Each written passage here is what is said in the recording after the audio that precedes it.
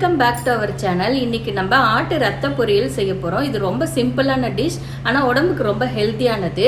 ஆட்டு ரத்தத்தில் அதிகமான இரும்பு சத்து இருக்கிறதால இது நம்ம ஹீமோகுளோபின் லெவலை அதிகமாக்குது.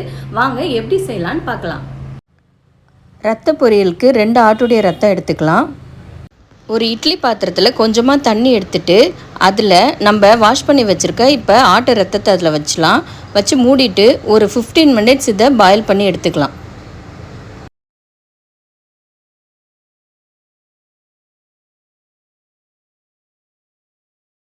ஆட்டு ரத்தம் நல்லா வெந்துருச்சு. இப்போ இதை சின்ன சின்ன பீசஸாக இதை மாதிரி கட் பண்ணி எடுத்துக்கலாம்.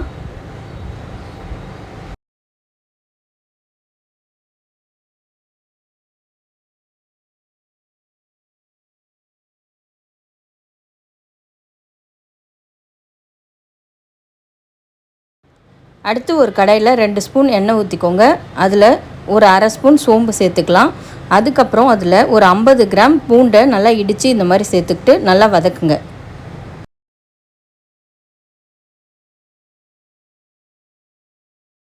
பூண்டு நல்லா வதங்கிறதும் அதில் 2 பச்சை மிளகாய் இது மாதிரி கட் பண்ணி போட்டுக்கோங்க. அதுக்கப்புறம் கொஞ்சம் கருவேப்பிலை சேர்த்துக்கோங்க. இது கூட 3 பெரிய வெங்காயத்தை பொடியாக நறுக்கி சேர்த்துக்கலாம். இதையும் நல்லா வதக்குங்க. வெங்காயம் நல்லா வதங்கணும்.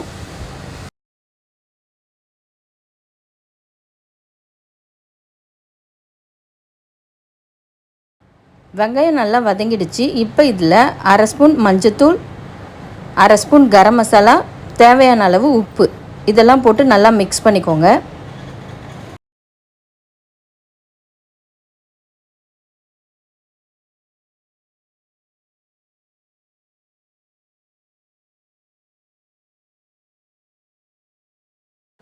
இப்போ இது கூட நம்ம வேக வச்சு கட் பண்ணி வச்ச ஆட்டு ரத்தத்தை இது கூட ஆட் பண்ணிக்கலாம். இப்போ நல்லா மிக்ஸ் பண்ணிக்கோங்க.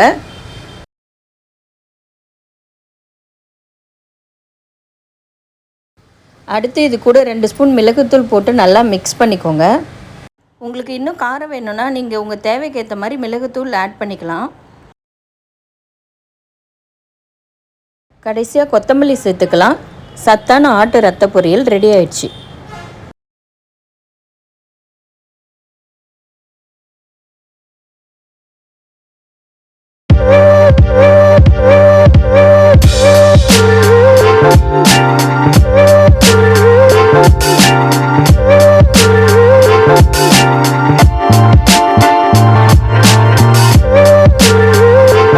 ஓகே ஃப்ரெண்ட்ஸ், நீங்களும் ஆட்டு ரத்த பொரியல் உங்கள் வீட்டில் செஞ்சு சாப்பிடுங்க, ஹெல்த்தியாக இருங்க. இந்த வீடியோ பிடிச்சிருந்தா லைக் பண்ணுங்கள், ஷேர் பண்ணுங்கள், கமெண்ட் பண்ணுங்கள், சப்ஸ்கிரைப் பண்ணுங்கள். மறக்காமல் பெல் பட்டனை கிளிக் பண்ணுங்கள். Thank you from snappy cooking family.